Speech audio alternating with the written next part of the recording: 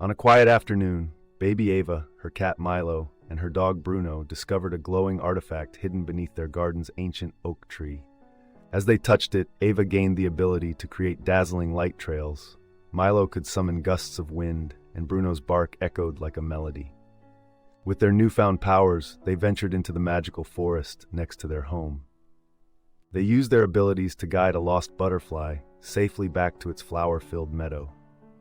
The trio's journey through enchanting landscapes emphasized the joy of discovery and the unbreakable bond of friendship, proving that together they could create their own magical world.